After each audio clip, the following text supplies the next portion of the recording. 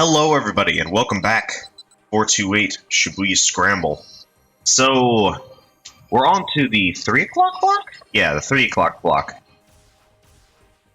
And we have some choices. I think I actually want to start with Kano. It's been a while since I've started with Kano. Leave. Plus, I really want to see what happened to Sasayama. Sasayama is a cool guy. I really hope he's not actually fucking dead, because that was apparently the actual true route. Kana practically dived into the car when it arrived on the scene, and dived from the car when it arrived on the scene on Maru Yamolcha. The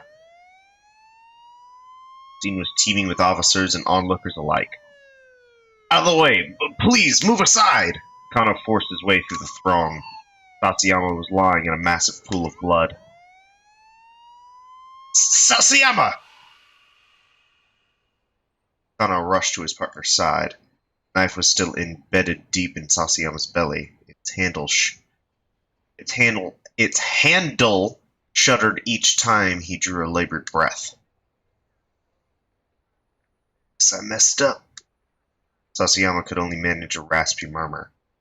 Please, don't try to talk, Kana urged. That guy won't be celebrating. This is his birthday. Sasayama drew a small package from his pocket. It had been neatly wrapped and fitted with a pretty little bow. A ribbon. Here, give this to me, John, for me. Kano shook his head. No way. You can give it to her yourself. You've never met me, Chan, huh? She's real pretty. Probably surprised how pretty she. I know. You've told me all about her. Kano, please, give this to my wife for me. Mustering up the last of his strength, Sasayama pressed the gift into Kano's hand. Sasayama? Sasayama's hand dropped back down into the pool of blood. A paramedic team finally arrived at the scene. As Sasayama was loaded into the ambulance, Kano felt a surge of rage roiling inside of him.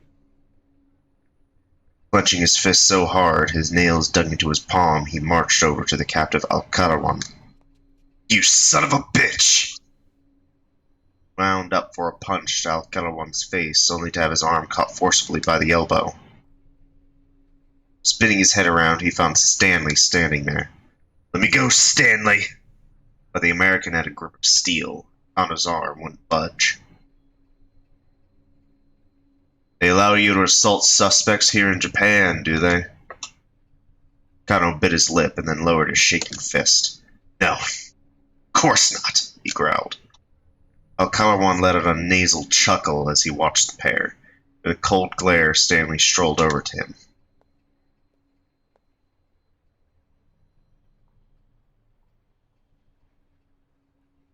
He leaned in close to whisper something, and all at once the blood drained from Alcarawan's face. Visibly shaken, Alcarawan said something back to Stanley.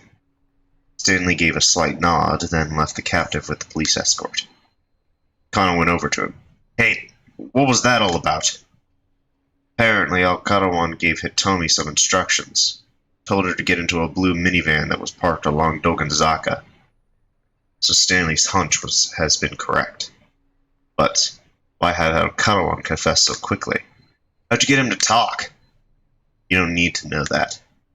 Turning on his heel, Stanley went to report the news about the blue van to the task force. Tuesday immediately directed the detectives nearest Doganzaka to look into it, but they found no blue minivan in the area. The order then came down for all personnel to search for the vehicle. Kano thought back to another item in the Dick diary. Dick Dictum number 14. Use the dead as a stepping stone, but be sure to die a stepping stone yourself. In the abstract, Kano could appreciate the nobility of self-sacrifice, but when he thought of Sasayama's blood-stained figure, it wasn't so easy to keep his emotions in check. First time you've ever seen a fellow officer get hurt? Stanley had come back over to him. "You don't have time to relax. You can't keep your anger in, then do something about it, here and now." Stanley pointed to his own jaw. "Hit me, American style." Kano smiled wryly at the unexpected proposal.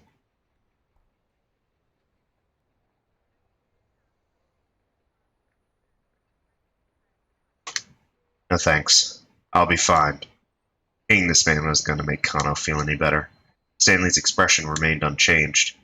"It's not like I don't understand why you wanted to punch the guy," he said quietly. "If I didn't have to question him, I wouldn't have stopped you." Kano wasn't sure what to make of that. "Are you encouraging me?" Stanley held his arms wide. "Don't know.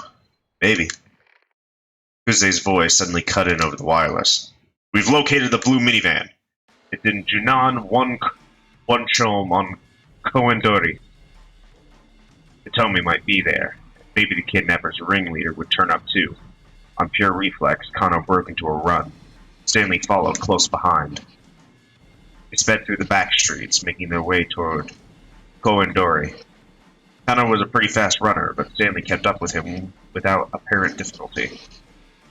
"Were you in the army or something?" "No, the Marines. United States Marine Corps, a rapid deployment force specialized in amphibious landing operations, a branch of the armed forces along with the Army, Navy, Air Force. The Marines' motto is Semper Fidelis, Latin for always faithful." Wasn't much further to Koendori. "Kano, we find that van, don't get too close," Stanley warned. "It could be a trap.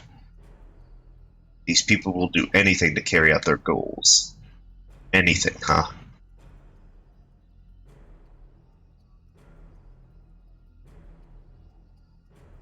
Kano could sense the truth of Stanley's words.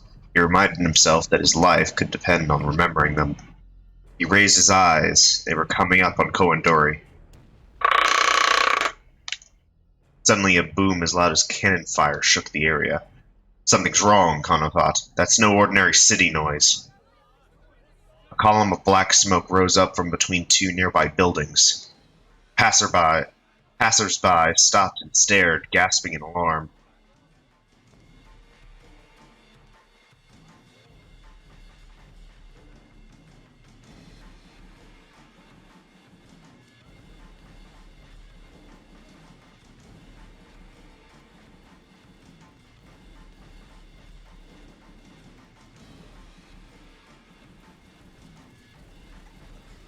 Then Kano saw flames. This hadn't been an accident.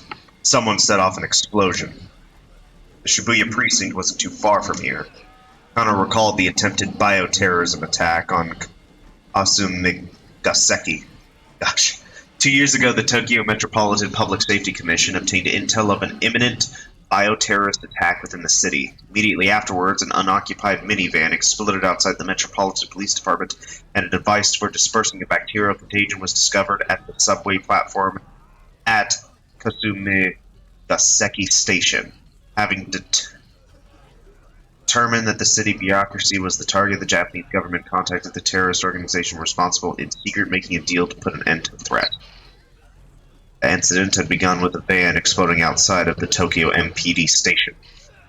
Already, a large crowd of onlookers was gathering.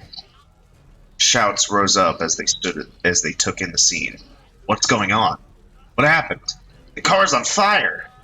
Kano called into HQ, then quickly slipped around to the back of the burning vehicle. It was a minivan.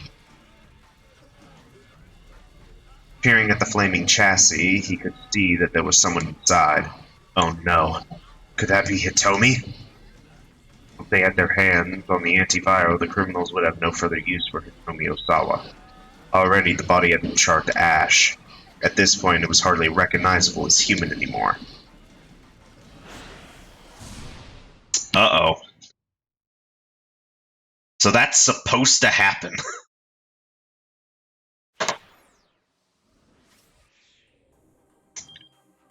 Fuck. Alright. Well, this minivan-related incident probably had something to do with either Achi or Maria's storyline. So,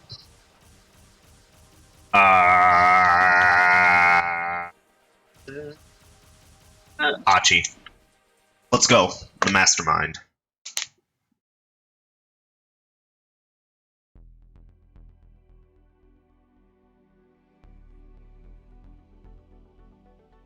Canaan led them into a narrow back alley. The moment she stopped, Hitomi spoke up. Member of SOS don't come by here very much. Word has it that in this place around 10 years ago, one man beat the crap out of 7 street toughs in the blink of an eye, all by himself. Over time, people have offered various theories that he was an assassin, that he is some foreign soldier, even that he might have been a ghost. And to this day, the urban legend lives on. Why was my sister kidnapped? Before I answer that, there's something I need to tell you, Canaan said. Her tone was cold and sharp. I've come to Japan because I'm on a mission. I'm not at liberty to discuss all the details. All right, Hitomi gave a slight nod. To answer your question, Maria was kidnapped by mistake. What? Hitomi gasped. But why? Because this kidnapper isn't after Maria. They're after you. Who's after me? Mastermind behind this whole thing, Canaan said. Her tone was matter-of-fact. Whoa, hold on, Achi interrupted. What do they want Hitomi for? That I cannot say. Well then, who is this person? I cannot tell you that either. See their sex, nationality, age, appearance. Just about everything about them is shrouded in mystery. So there's honestly not much I can tell you. Achi and Hitomi stood dumbfounded. What gives? Achi said. So you're saying all you know is that this person has some lame name like Mastermind? Hitomi turned to whisper in his ear. Mastermind isn't actually their name. Originally used solely to refer to someone of remarkable intellect, the term first took on its criminal connotations in the 19th century.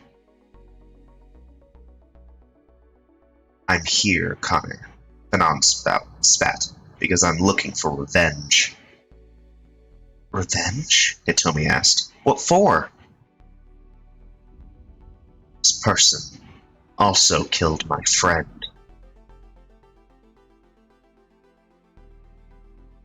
Canaan's inscrutable eyes flashed with a threatening gleam.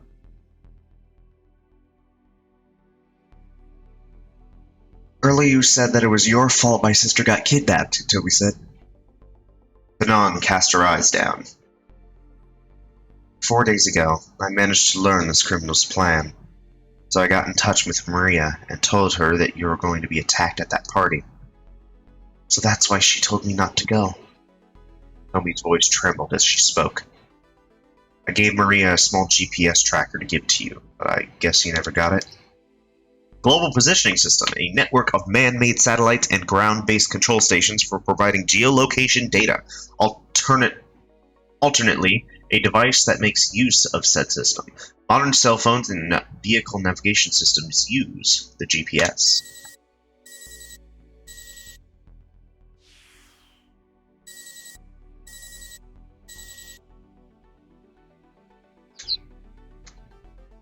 Hitomi shook her head. I see. She must still have it then. Wait, so then my sister? Color drained from Hitomi's face as she understood. Yes, Canaan with pride. Maria acted as a decoy and let herself get kidnapped in your stead. Hitomi swayed on her feet, shocked to the verge of fainting. Achi hurriedly reached out and caught her in his arms. But wait, he said to Canaan as he held Hitomi up. I don't get that either. Why didn't neither of them go? Then nobody would have been kidnapped, right?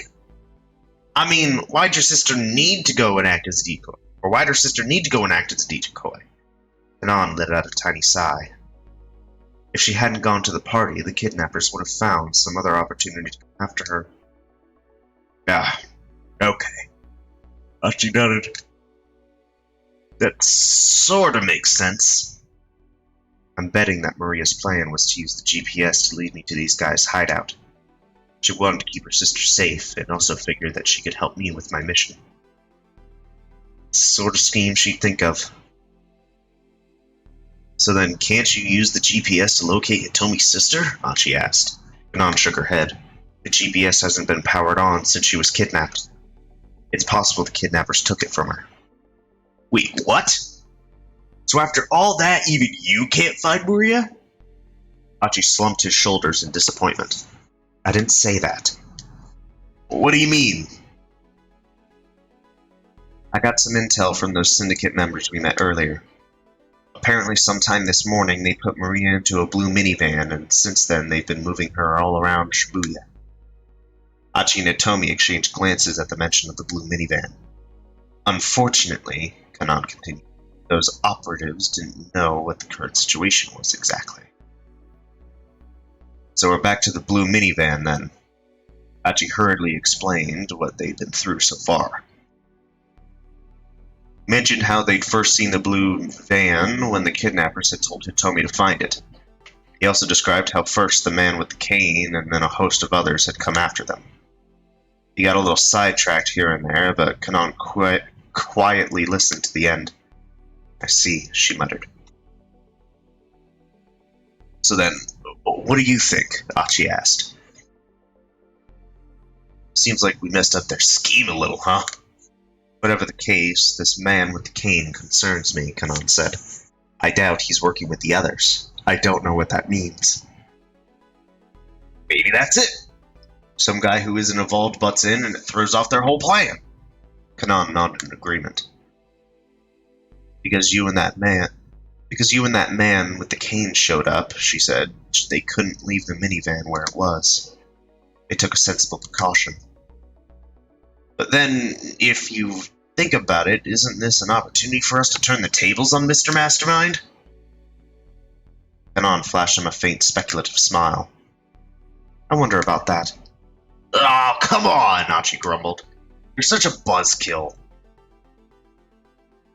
Any well-made plan has a good solid outline, which means that, even after it has come to fruition, it's easy to trace things back to the planner.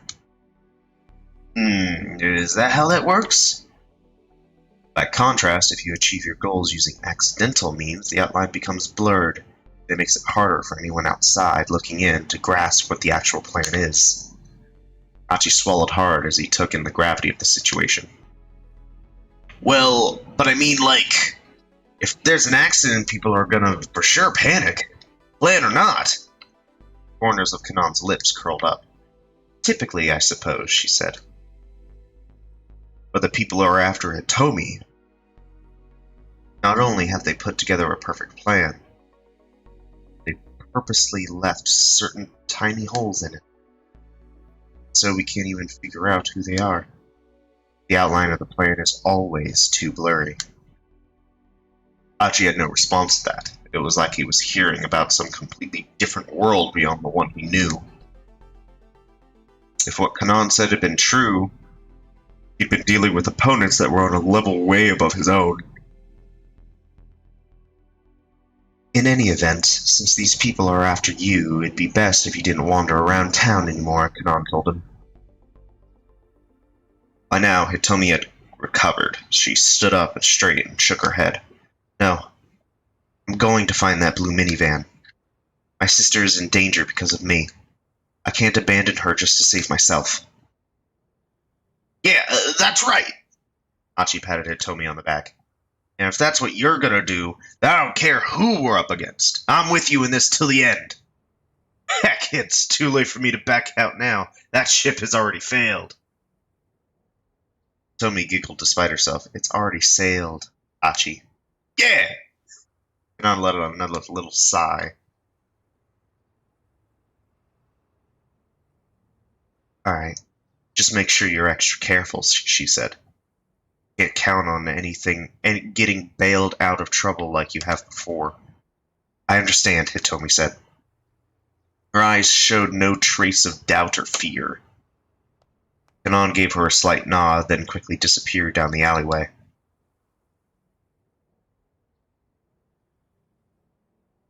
Right then, Achi said. Want to go back to looking for that minivan? Then he stopped, remembering their previous efforts. If they just heedlessly wandered around town, they'd probably end up in the same trouble they'd encountered before. They'd get chased by the man with the cane or by the kidnappers, and their search would be interrupted yet again. What should they do then?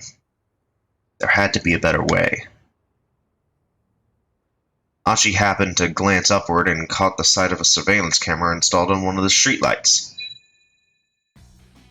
That's it! God, I can't believe I didn't think of that before! Hitomi peered at him, startled by his sudden shouting. We just need to use my old man's surveillance cameras and this'll be a breeze! Achi took Hitomi by the hand and started running. His destination, the security camera monitoring room in Doganzaka.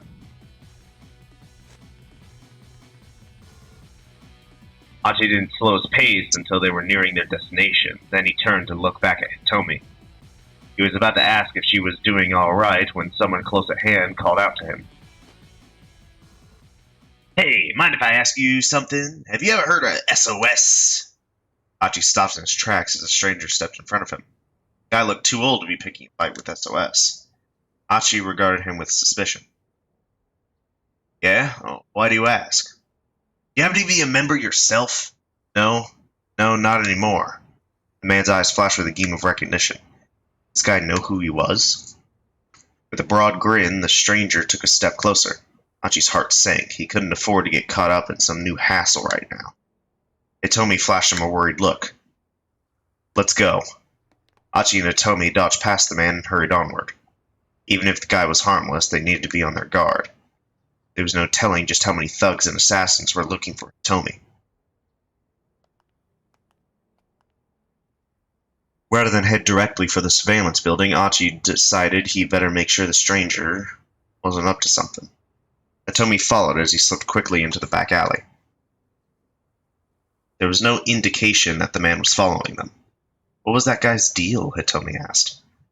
No idea. But he sure seemed kind of fishy. Doesn't look like he's coming after us, though. They took a quick detour through another seedy back alley.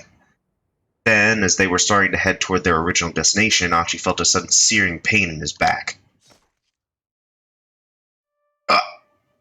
Glancing over his shoulder, he discovered that one of the foreign syndicate members had crept up and struck him from behind. Oh no. I've been stabbed. Hitomi screamed. I'm not going to scream. I'm not going to blow out the mic. Another man had suddenly appeared, grabbing her by the arms. Hitomi. Achi tried to reach out to her, but his arms were leaden. His body refused to obey his commands.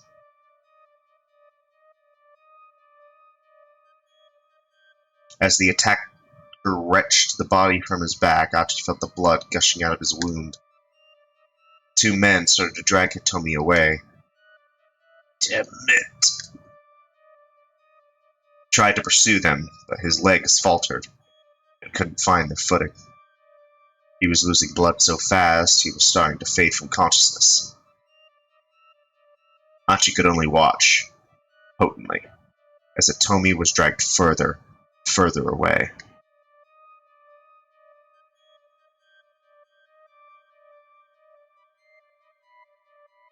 Stabbed by a kidnapper. Achi got stabbed, caught in a surprise attack by one of the kidnappers. He could only watch helplessly as Hitomi was taken away. If that weird guy hadn't tried to talk to him, Achi would never have taken the risk of wandering through the alleys. But how can you keep that guy from wanting to interview Achi?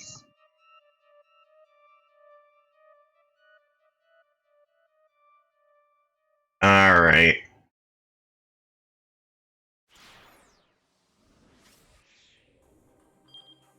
Minorikawa time it is. Where is he? There he is. Forgot to mention.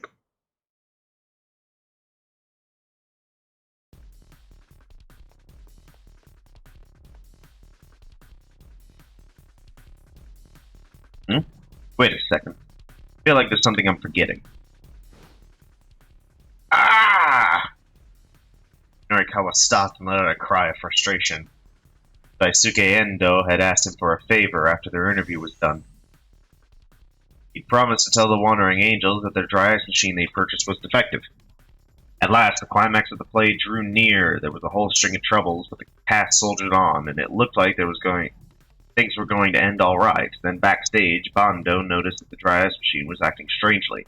Even after it had been turned off, the machine continued to churn out more dry ice. The producer, Osawa, demanded that the defective device be returned immediately. So, Tozuka, Bando, and Amo loaded it into their vehicle and left the theater.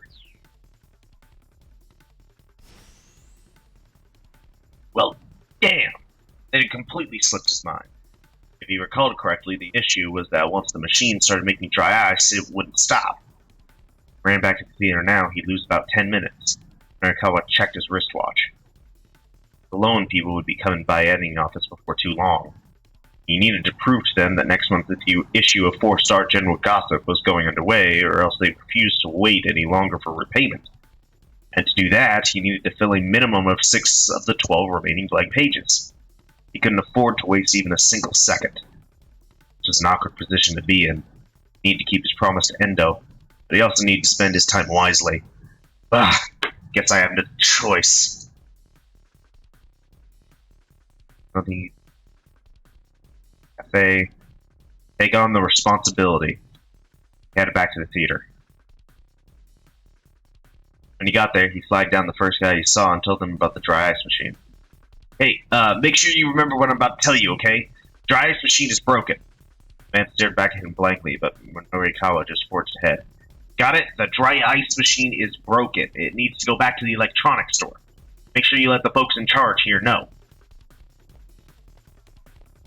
His obligation met, he hurried back to the cafe to get back to work on his copy. Along the way, he caught sight of a young couple running. It seemed like an odd pair. The girl looked prim and proper, while the boy struck him as a bit thuggish. In fact, the boy's clothing was very much in the style worn by the Shibuya street gangs. Maybe he'd know something about SOS. Hurrying to cross their path, Norikawa called out to the pair. Hey, mind if I ask you something if you're SOS? You have to be a member yourself. Well, if the kid had once been a part of the group, he ought to be able to provide some background anyhow. Norikawa took a step closer to the couple, formulating his next question. They didn't stick around to hear it. Let's go, the young man said, and a moment later he and the girl were running away. Hey! The pair paid him no heed. In a moment, they had vanished down an alley. The story about SOS would have to wait until later then.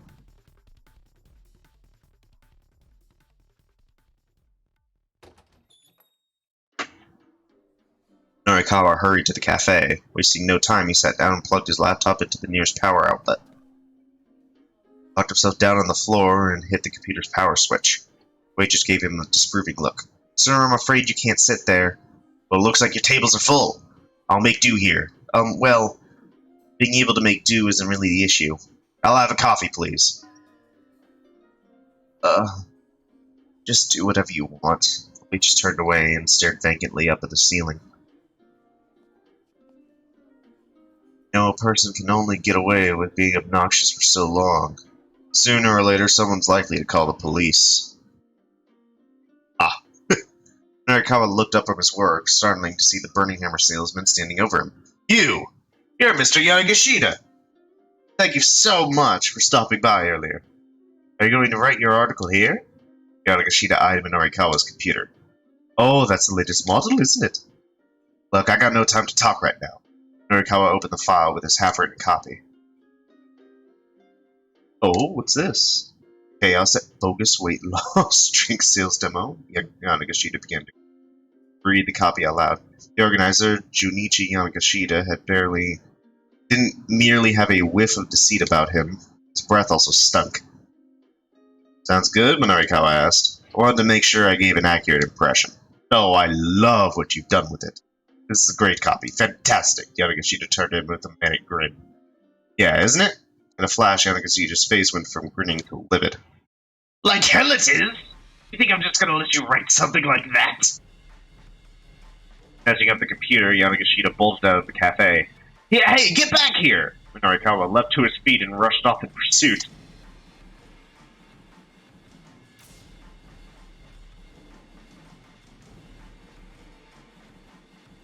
As he sprinted madly along, Yanagashita turned down a narrow alley. Norikawa stayed close behind, desperate not to lose sight of him. His quarry began to weave his way through the back alleys of Shibuya. This guy clearly knew his way around town. By Miyashita Park, they zipped up onto a pedestrian bridge. Just where the heck was this idiot going? Halfway across the overpass, Yanagashita suddenly stopped. Confused, Norikawa stopped as well. "Give that back," he called. Next moment, Yanagashita flashed a mocking grin and dangled the laptop over the railing. Uh-oh, Norikawa lunged toward him, but it was already too late. Laptop left Yanagashita's hand and went spinning down through the air. Then as the two men struggled, Yanagashita himself toppled over the railing. Without hesitating, Norikawa jumped down as well.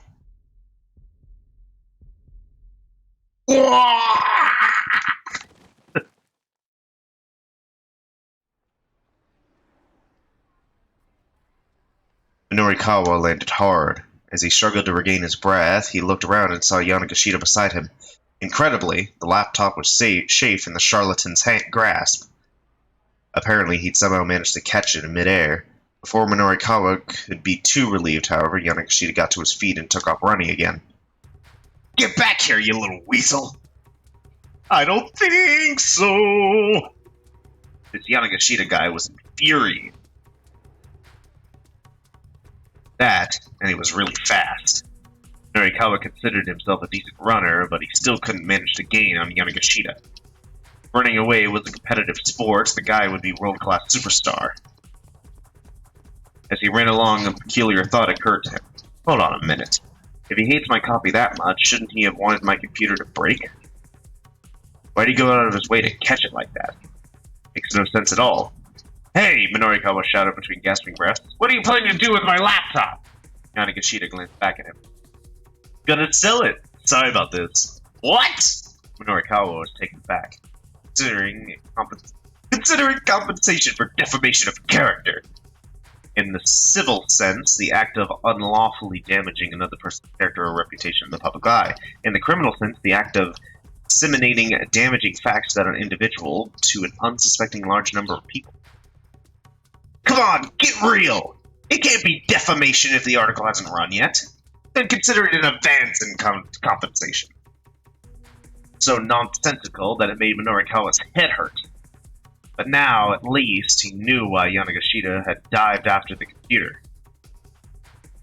Thief continued to weave his way through the side streets. His speed didn't diminish in the slightest. Damn it, this guy has too much experience in running away. Norikawa's stamina began to fade, and finally he lost sight of his quarry. That didn't mean he was ready to give up the search.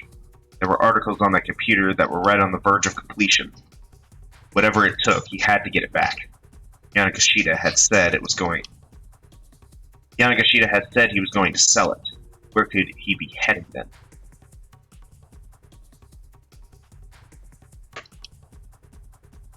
Endo Electronics. The only local place he could think of that might buy a second-hand computer. Damn. Guy led him on a wild goose chase. Norikawa started running toward Dogonzaka. As he approached the scramble outside the station, he caught sight of a skinny figure disappearing into the throng along Center Gai, a suit with deep bluish stripes. There was only one man he knew who was dressed like that. But why was he heading down Center Gai and not toward Dogonzaka? Oh, now he remembered. There was a second-hand knick-knack shop near the Burning Hammer demo had been held. He recalled seeing a poster out there, read, "We buy computers at top prices." That had to be it. That's where Yanagashita was planning on sending his laptop. Changing directions, Norikawa darted down Center Gai. "There you are, Yanagashita!" Norikawa burst into the shop on Center Gai, an accusing finger pointing squarely at the thief. "Listen, there's no way I'm buying a computer that doesn't have a power cable. Details! All you sell here is junk anyway." Yanagashita and the shopkeeper had gotten into an argument. Norikawa recognized the shopkeeper, a guy he'd run into on the roadside earlier. That computer belongs to me, Minorikawa shouted as he marched up to them. Give it back! Yanagashita clutched the laptop to his chest. No, I need the money! Knock it off, you're acting like a child. Minorikawa tried to slap him out of his tantrum, but Yanagashita ducked to avoid the blow. And then, bizarrely, Yanagashita froze.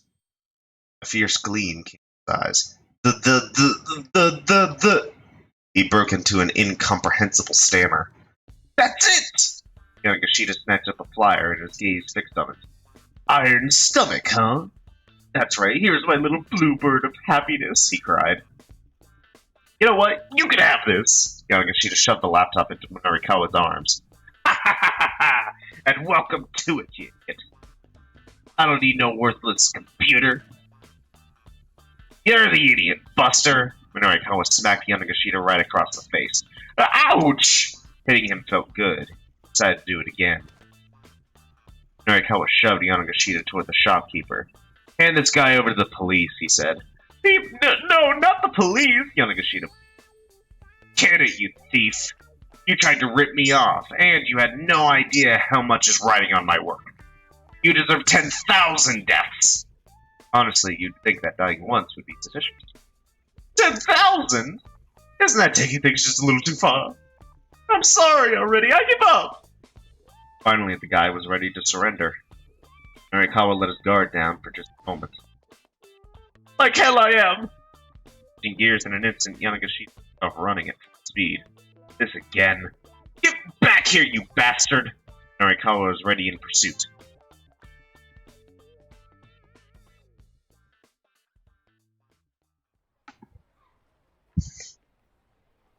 Stuck with Yanagashita as far as Koendori before losing track of him. The guy sure knew how to make a getaway. Breathing hard, Minorikawa stopped and took a look around the area. As he did, he heard a cell phone ringtone from somewhere nearby. It was the new single from the pop singer Aya Kamiki. Could that be Yanagashita's phone? Huh. Could be. Somehow, he struck Minorikawa as the type of guy who would have a ringtone like that. It seemed worth looking into, anyhow. He had nothing else to go on. Minorikawa shifted his gaze around, trying to locate the source of the sound.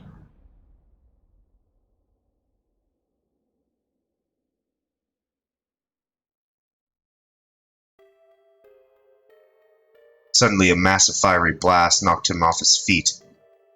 By the time he realized it was an explosion, his senses were already shattered. What just happened? He couldn't see, he couldn't hear, he couldn't move his body. Where am I? For a while, all he could feel was an intense pain. Soon, even that faded away. Then, there was only darkness.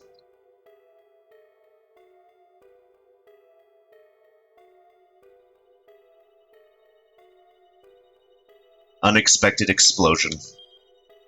Chasing Yanagashita led Minorikawa to the wrong place at exactly the wrong time. This wouldn't have happened if Yanagashita hadn't run when he did.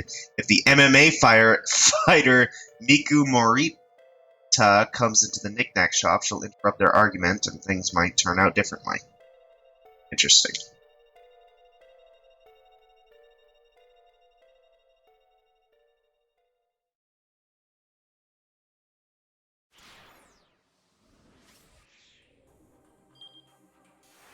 I am going to do...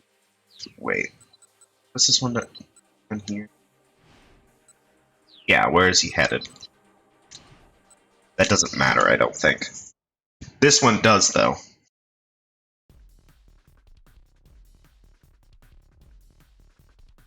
There's nothing he could do about having forgotten. He hurried on to the cafe. Sorry, Endo. Sorry, Ori. You're just gonna have to let this one slide. I've got Toyama's life on the line here.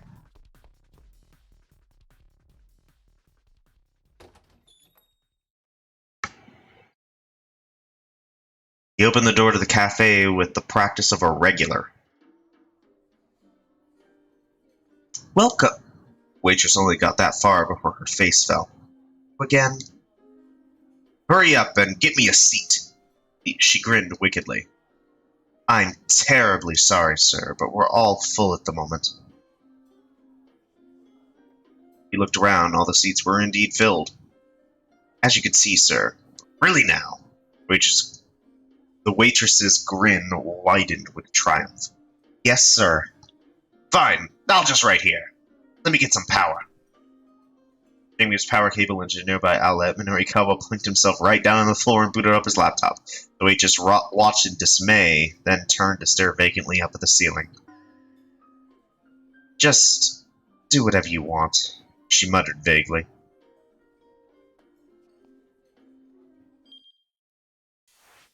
Okay. And that's bad end, but Achi lives. To the surveillance room. Achi didn't slow his pace until they were nearing their destination. He turned to look back at Hitomi. It's only a little bit further now. Did you want to talk? Did you want to walk? I'll be alright. Achi, look out! Looking ahead again, Achi saw that they were bearing down on a young grade school girl. Her head hung in dismay. Achi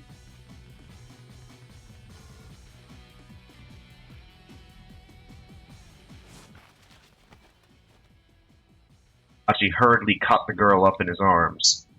Maneuver kept her out of harm's way, but the momentum swung her high into the air. She dropped a sheaf of paper she was carrying. As luck would have it, the paper fell amidst the trash scattered alongside the road. Whoops, sorry. Achi sought to gather up the sheets of paper, noting that each was adorned with some writing. Here, looks like they got kind of messed up, though. Pages had landed in some kind of spilled liquid. Most of them had gotten stained. It's all right, the girl said gloomily. You should just throw them away. It's not like I can sell them now anyway. You're gonna sell them? Hitomi asked. We're sorry. Do you think you'll be able to redo them? Achi, is there a stationery store around here? Yeah, up at the top of Dokenzaka, Achi said. Here. Took a 5,000 yen note from his wallet and offered it to the girl. To buy new paper. I know I can't replace the stuff you wrote, but the girl eyed the money doubtfully. But it's fine. Go ahead, take it. Thank you very much. The little girl spoke with surprising formality and then turned and headed up Dokenzaka. Achi gathered up the trash and tossed it into a garbage bin before he and Hitomi continued on their way.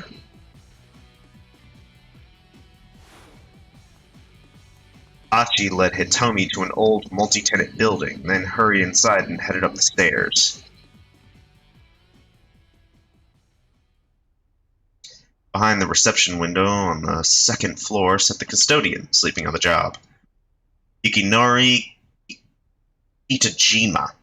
His main job is overseeing the monitoring room for the local surveillance cameras, but on the side, he also works as a novelist and game scenario writer. He often sleeps on the job during his free time, but sometimes while he's asleep, he gets his writing done. Just recently, a certain game was released set in Shibuya, but since he wrote the scenario and emailed it to the game company while he was asleep, he didn't know about it until just the other day. Hey, wake up, man! Achi gave the window a tap, and the man woke with a start. Huh? Achichi? Don't scare me like that. That's one chi too many. Wow, you sure seem to have a lot of free time in your hands. Yeah, no one's been by to check today.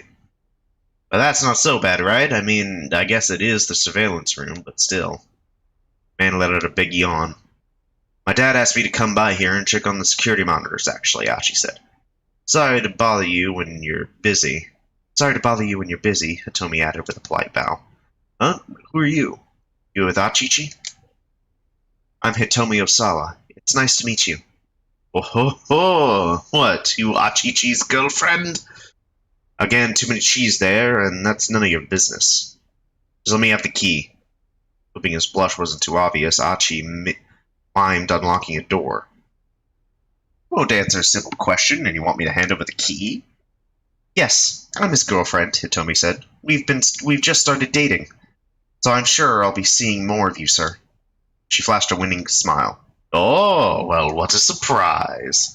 Never thought Achichi could land a fine lady like yourself. Surprised custodian held out the key. Good for you, Achichi. Still one chi too many there. But yeah, dating. Achi gazed into Tomi's face, even more surprised than the custodian. He dangled, swaying to and fro like a pendulum between Achi and the man behind the counter. Achi, Hitomi said, nudging him to the side of his elbow. Come on. Oh, right. Snapping out of it, Achi took the key and headed up to the next floor.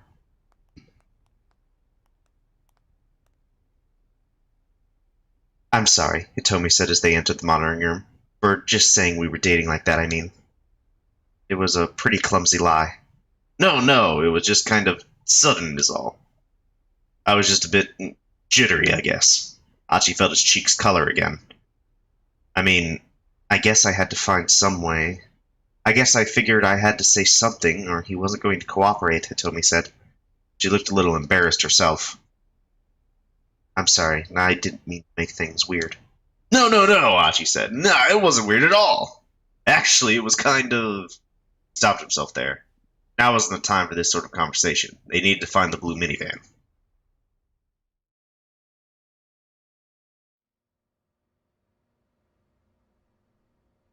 The surveillance camera monitoring room was really just a big office with a single computer. Achi knew it well. So this is the monitoring room. The monitoring system, he explained. He switched on the computer. You could see all of downtown Shibuya from this one computer. Hitomi gazed impatiently at the monitor, even though it wasn't showing anything yet. The look of sheer determination on her face held Achi enthralled. Talk about how attractive your sister is, Achi murmured. But as far as I'm concerned, right now you're the lovely one, Hitomi. Hitomi looked at him, uncertain. I mean, look at the lengths you're going to and the risks you're trying. Fuck, I can't speak! Ah! I mean, look at the lengths you're going to and the risks you're taking to save your sister, Achi said. I can't bear the thought of something might happen to her. Why am I just stumbling? The last time we were together, I said such horrible things. Plenty of people do bad things without even realizing they're bad. Never mind trying to fix it. I'm just doing what I think is right. Yeah, but these days most people don't do the right thing. Heck, if they did, Shibuya wouldn't be covered in trash like it is. Me? I appreciate it when someone really cares about the things that are important. Doing the right thing is a matter of course. That's very attractive. Achi blushed as he said it, and Hitomi shyly looked away. I think the system is ready. Turning to the computer, Achi hastily changed the subject. This thing's so simple, even I know how to use it. Clicking on the mouse, he brought up a row of 4 windows on the monitor. Each window showed a different view of the Shibuya cityscape. The image quality's not that great, but that's because it's being updated on a 2-second delay, I guess. Achi tapped up the keyboard, bringing up shots of different locations. He clicked on one of them in order to enlarge the image. Maybe we really can find the minivan with this. Tomi was practically glued to the screen. My dad's the one who designed the security system. Your dad must be pretty amazing. Well, he graduated top of his class at Tokyo Denko University, a prestigious national university founded over a century ago. Applicants who place highly on the entrance exam can receive a full scholarship. Ashi's father was one such attendee. The school has supported extensive research into artificial intelligence and recently announced an AI program known as Body. While the computer is asleep, different personalities emerge, which have an impact on various normal thought processes, forming a network of more human-like thought patterns as a result. He always said he could have had a career in computer engineering, but he took over the electronics shop so that he could marry my mother instead. That's such a sweet story. Do they run the store together then? Achi shook his head. No. My mother died when I was 4. Oh. I'm sorry. Hitomi sounded even sadder than Achi. Well, anyway, never mind that. Here, look. See-looking weirdo they'd run into at Gigo was on the screen. Huh?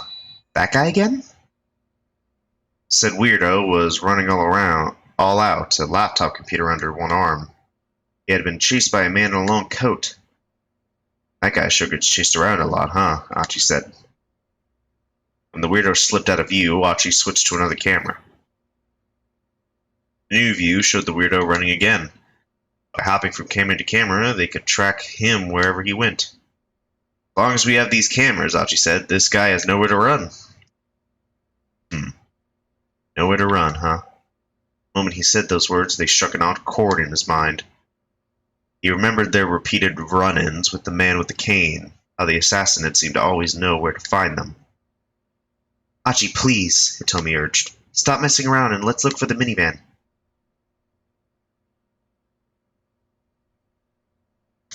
Sorry, there's just something I'm curious about.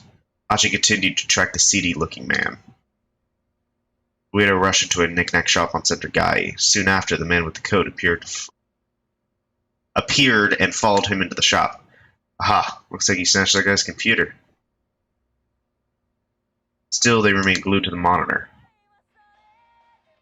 Oh, that's me, Hitomi took out her cell phone. It's an email from Mr. Tanaka. Ah, okay. Yeah, it is about time for my mood to take a dip, Archie thought. What? Hitomi blurted. She looked up from her phone. Archie, Mr. Tanaka found the minivan. He what? What does he say? Read it to me. Okay. I ran after it, but wound up losing sight of it. It was heading toward Canaan. That's what he says. What about your sister? Was she inside? He doesn't say. Archie switched over to an array of surveillance cameras near Canaan. A few seconds, the transition book felt agonizingly slow. Finally, 4 new images popped up. Archie quickly enlarged one of them. Ah! Tommy let out a tight gasp.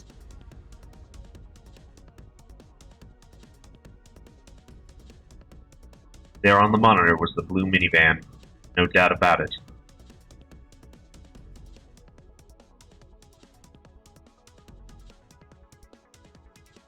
Archie and Hitomi rushed from the building and speeding towards Canaan in an all-out run. Run, Archie! Run, Hitomi! Run, other guy who's looking for Miku!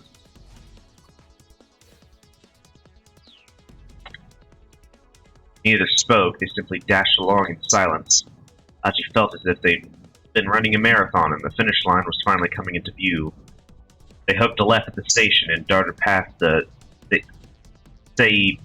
Seibu department store. Aha! Archie pointed as he came to a stop. Into a stop.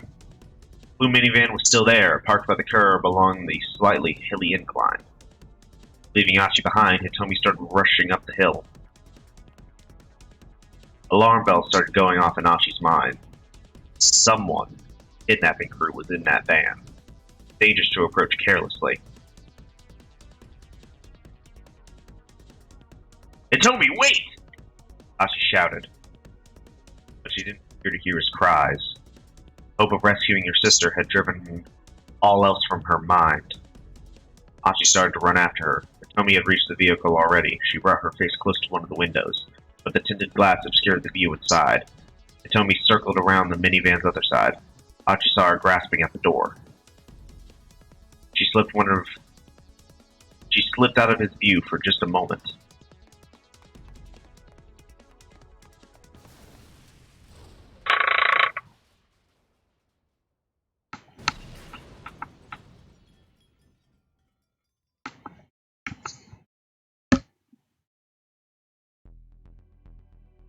There was a thunderous explosion and a gout of flame tore from the roof of the minivan like it was made of aluminum foil. Hitomi! Horrified, Archie charged through roiling smoke, searching for Hitomi. He saw two figures sprawled on the street several meters from the van. Hitomi and Canaan. Hitomi, wake up! Achi cradled her in his arms, and her eyes drifted open faintly. Are you okay? Are you hurt? Hitomi didn't appear to understand him. Her only response was a blank, dazed look. There was a small patch of red on her face. Achi wiped it gently away with his fingers. He saw no signs of bleeding.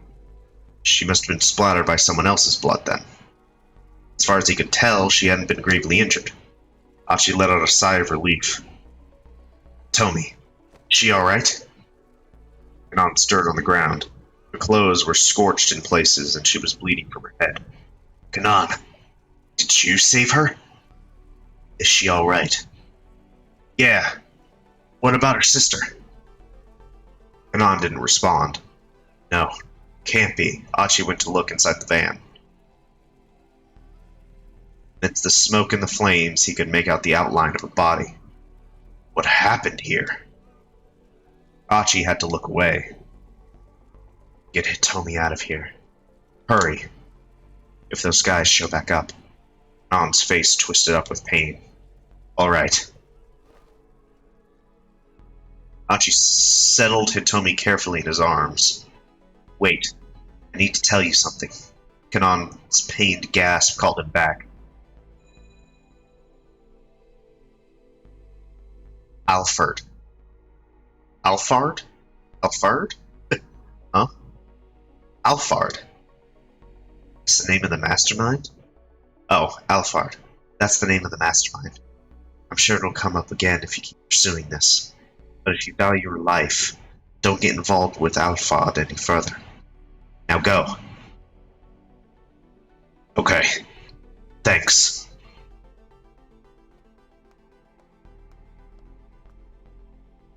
With Hitomi in his arms, Achi hurried from the scene. He wasn't sure where he was heading. He just wanted to get away, wherever that meant. He carried her past the crowd of onlookers that had swiftly begun to assemble. The flames of the burning van rose ever higher, soaring up towards the heavens.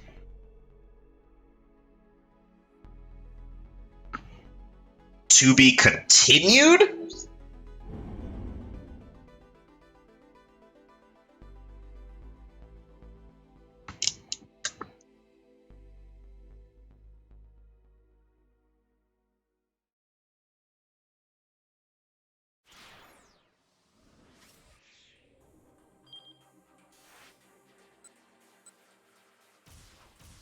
Achi's story ends so soon.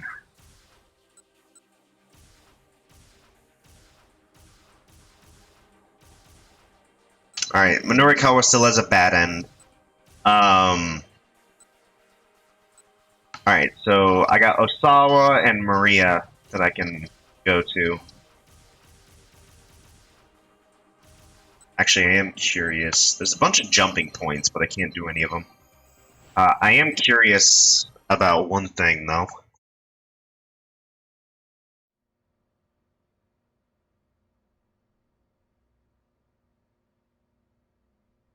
Ah, right. My bad.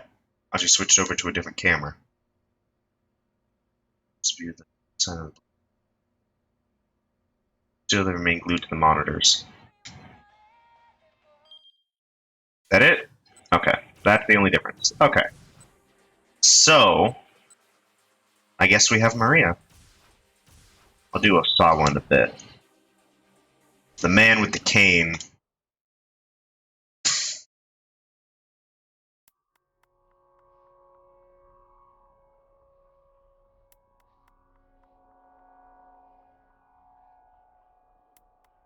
Wait, hold on. Is my name Hitomi Osawa? At my shout, the man with the cane hesitates, his finger on the trigger.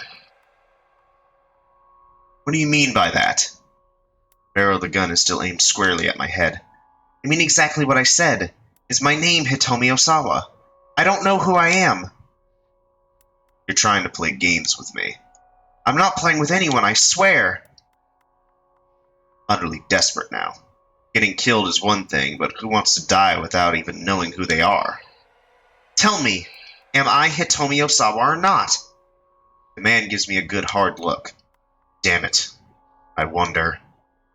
Continues to study me along the barrel of the gun. Tell me what you know. It's an order, not a request. What I know about what? Look, I have amnesia. Quickly summarize what's happened to me since I woke up in that storeroom. The man listens intently, never taking his eyes off me. Ah, see, that's what's going on then. As I'm done with my story, the man with the crane sits down on an empty soda crate. Seems he believes me at any rate. That's relief, if nothing else. So then, am I Hitomi Osawa? No. Then who is Hitomi Osawa? Is she someone who looks like me? Shut your mouth, the man spits. Just be quiet. His expression is vacant. What am I going to do? He mutters to himself. If I'm not Hitomi Osawa, does that mean you don't have any business with me? Seems so. In that case, can I go? The assassin doesn't answer. He lets his pistol hang limp in his hand, the muzzle dropping to point at the ground. It doesn't look like he wants to kill me anymore, but it doesn't look like he'll just let me go quietly either.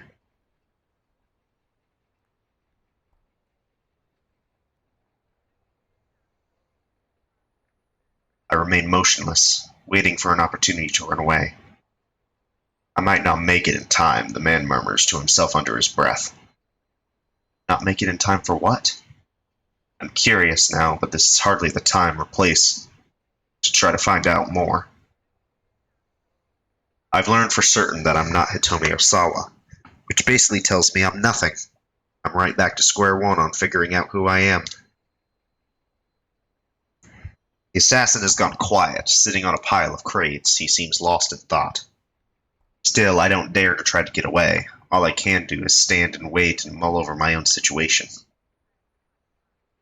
Just who am I? I ask myself again and again. Am I?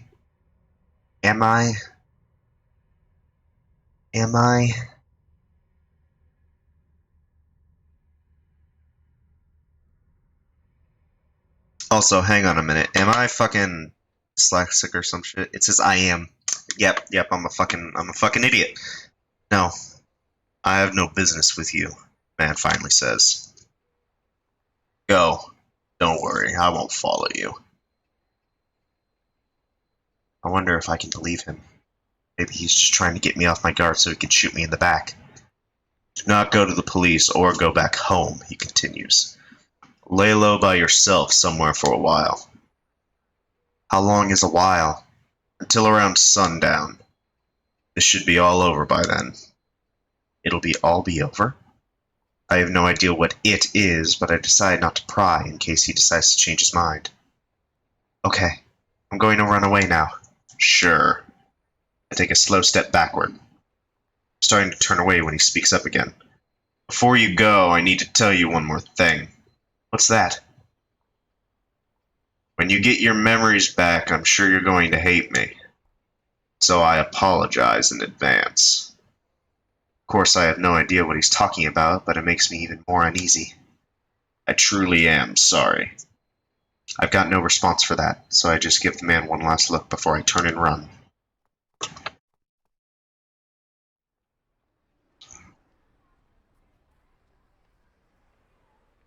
Oh, my back! I decide to look for some place to hide out for a while, as the gunman suggested. But since I don't really know my left from my right in this town, that's easier said than done. Before I realize it, I've made my way back to the knick-knack shop where I bought the necklace. Maybe I could hide out in here? As I contemplate that possibility, I hear an all too familiar voice. Dama, Dama, Dama, Dama! There's Mr. Yanagashita on the floor of the shop. He's been tied up with some rope. What happened, boss? Look, this is all just... I was framed! Nah, whatever's happened, I'm pretty sure it was all your fault. All his fault. Just call it a hunch. He says I'm a thief! Well, I say he's the thief for selling stuff he finds around town! Hey, the sales clerk steps into scowling. Just what are you implying? What is going on here? I haven't the foggiest. Dama! Help me! Please! Yanagashita kicks and squirms like a hyperactive child. Do you know this man? Sales clerk asks. No. Well, I mean, sorta. He's a real pain. He's been making a scene like this for as long as he's been here. I find it hard to imagine a worse way to interfere with someone's business. I hate to ask, the sales clerk continued, but could you take him to the police for me? The police? Yeah. Oh, well, The police government said specifically warn me not to go to them. I feel no loyalty to that killer, but I am reluctant to antagonize him. And for reasons I can't explain, I have a strong sense that going to the police might, right now, is a bad move. But Mr. Yanagashita isn't privy to my thoughts, and he looked up at me with a hopeful gleam in his eye. Yeah, that'll work. Tama can take me to the police. And then we can put all of this behind us. All's well that ends well, right? Well, Sure. feeling like I have no choice, I leave the shop with him.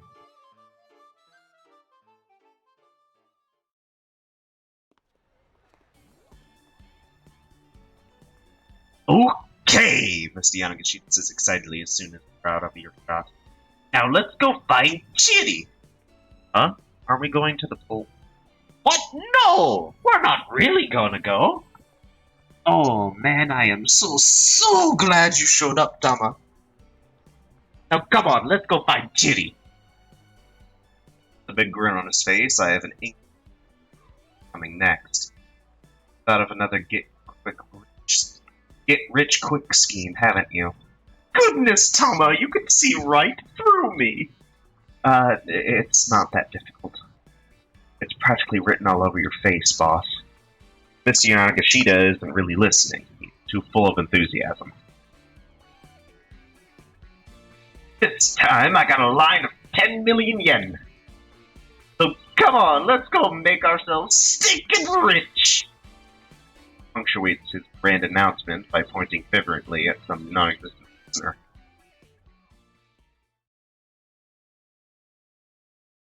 Several weeks later. What?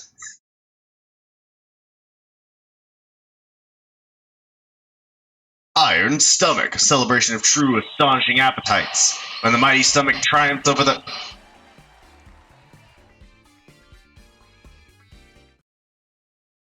Celebration of truly astonishing appetites. When the mighty stomach triumphs over the endless cavalcade of icebergs, the hero shall be blessed with fame and fortune. I stand with Chiri on the winner's podium. The cheers and applause are deafening when the master of ceremonies makes the announcement. Chiri is the champion. She laughs with delight as she holds up the trophy that signifies her 10 million yen win. And me, I got runner-up. I wasn't too into the idea at first, but after giving it a shot, I found that professional gluttony kinda grows on you. Even I was surprised by how much I could eat, and I had to admit, it felt kinda good. My memory still hasn't come back, but that doesn't matter anymore.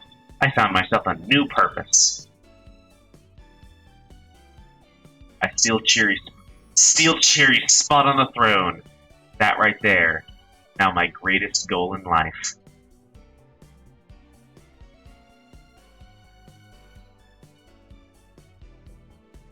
The throne of gluttony.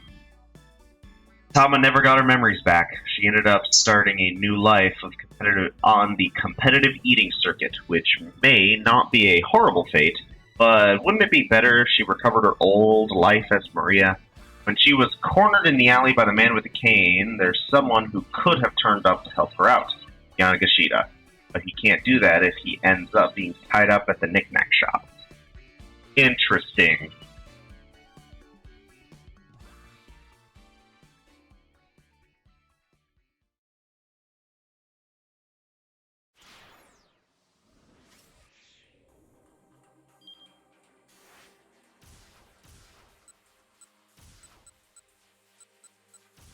So what can I change? I doubt it's that. Osawa's story takes place too far down for it to make a difference. Wham? Perhaps? Kano doesn't have anything. He has to hit me, but that can't be of any true significance. That fucks with Achi. Maybe if I get it correct the first time? Let's find out.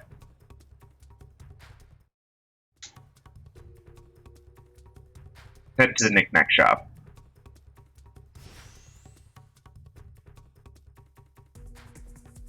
Buy computers at top prices.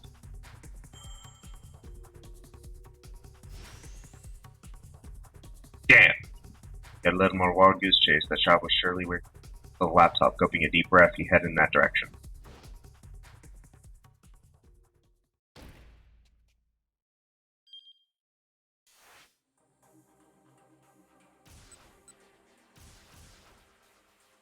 Oh, Kano can continue his story. Well, no, he can't, because his was a keep out. That means that this is actually a bad ending that I got for Kano.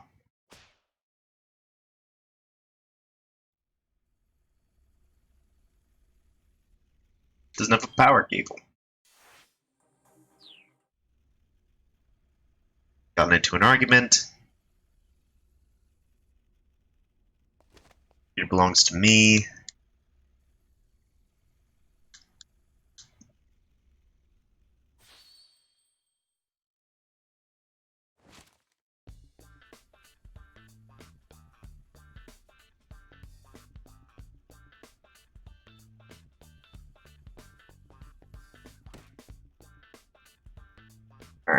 Alright, yep.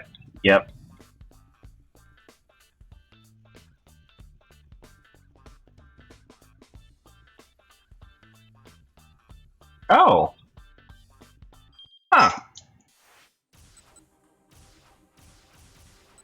Interesting, Miku shows up, because you get there faster. That's interesting.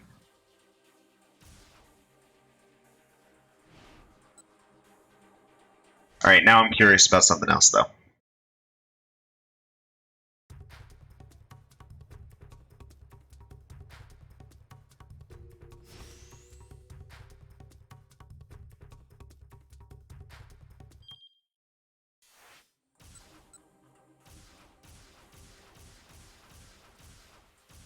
That's to be continued, so I don't have to worry about Achi. Don't have to worry about Achi anymore. Kano has a bad ending.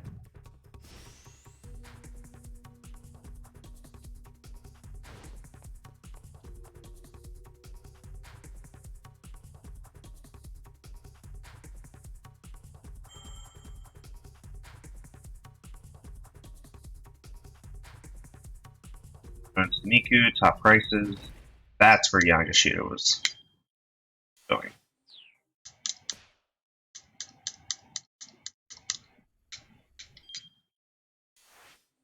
It still says it's different. Okay. Are all of these different?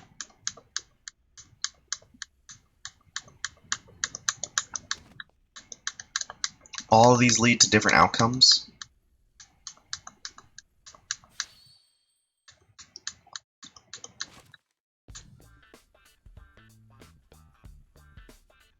Stomach bluebird of happiness. Hit him over the head.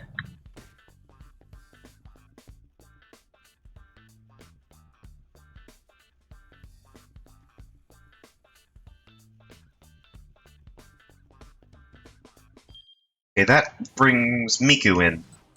Interesting. Okay.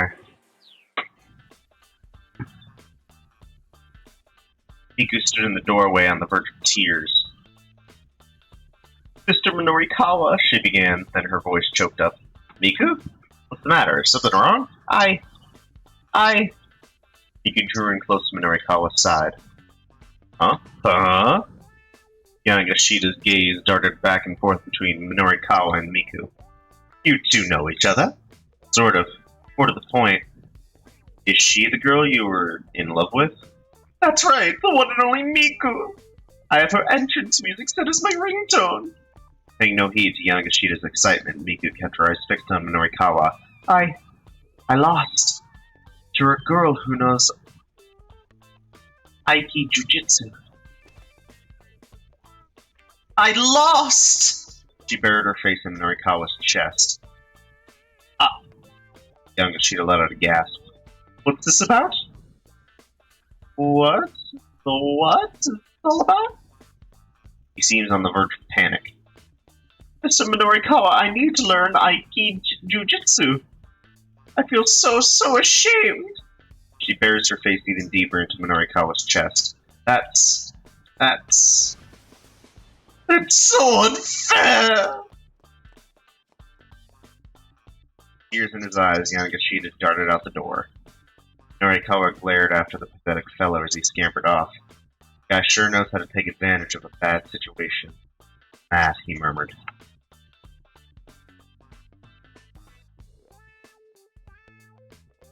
Anyhow, I'm just glad I got my partner back. Ordinarily, he'd be inclined to pursue Yamashita and subject to a triad, at the very least, but there was no time for that now.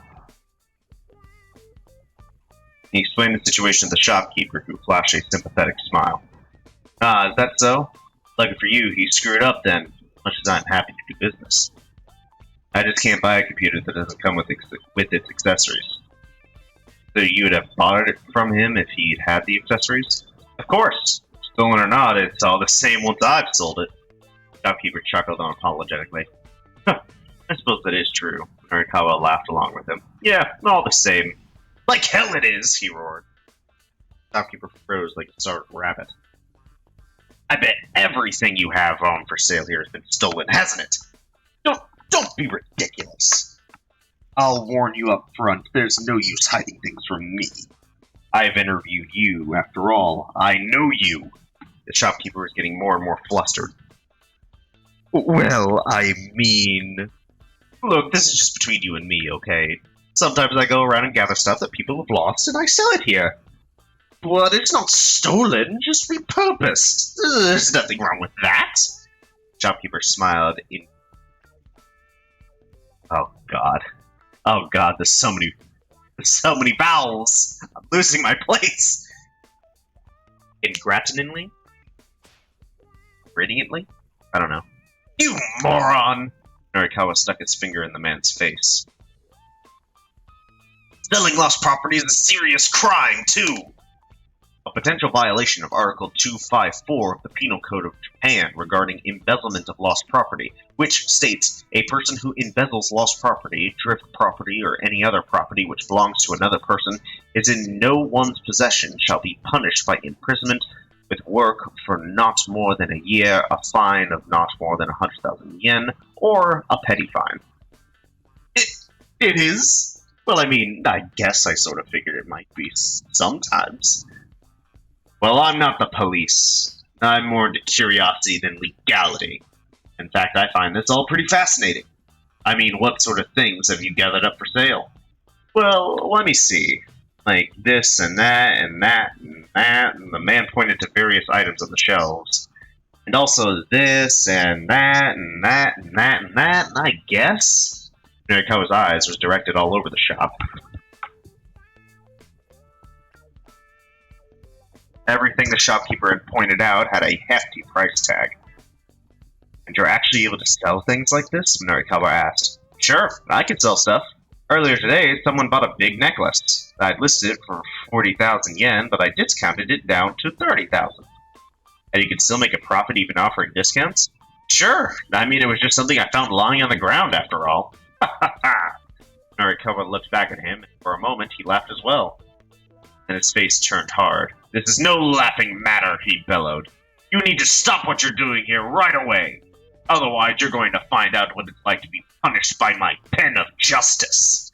I'm so sorry. Shopkeeper bowed repeatedly. Norikawa glared. Truth was that right now he was so busy, he'd have to let this guy slide. Still, this whole asinine affair had eaten up a big chunk of time he didn't have to waste. He's going to have to finish up his copy back at the editing office. Laptop in hand, he left the shop, only to stop short when a slight figure stepped out in front of him. Mr. Minorikawa! Miku stood there, barring his path. Please introduce me to a dojo where I can learn Aki Jujitsu. I'm sorry. I really don't have time for this right now. Norikawa tried to hurry onward, but she stubbornly refused to let him pass. You introduced me to that one dojo before, remember? I suppose so, now that you mention it. Tried to slip by her on her right side, but she was quick to block him. You're the one who introduced me to the world of martial arts, Mr. Norikawa. Well, yes, but you're putting me in a bit of a bind here. Trying to slip by her on her left was a no-go, too. She could anticipate his every move. Please, just hear me out, Miku said. She was speaking through quiet sobs now. I can't stand to leave things like this. She looked Norikawa right in the eye.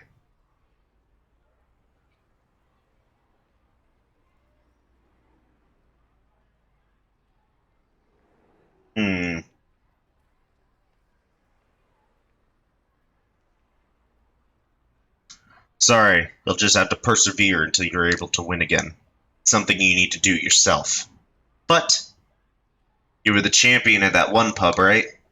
Maybe your mistake was thinking that you'd be able to win in an actual for-real fight. Miku began to tremble. You jerk! Miku delivered a blindingly fast slap to Norikawa's cheek. Why'd you have to put it like that? You're so mean! Bursting into tears, Miku ran off. Hey, Miku! She gave no sign she'd heard him and didn't turn around. Norikawa rubbed his cheek. It stung. For once, he actually regretted what he said. Maybe he shouldn't have assumed she'd be willing to just give up her hobby. He did, in fact, know of several Aki Jujitsu dojos. If only he had the time, he could have introduced her easily enough. Checking his watch, he saw that he only had 30 minutes and change until 4 o'clock. There was no more wriggle room at this point. These articles needed to get written, and fast. He needed to get back to the editing department. And yet... God damn it all to hell. I can't get work done like this. Norikawa broke into a run. But he didn't run for Heaven Publishing. Instead, he went after Miku. Keep out.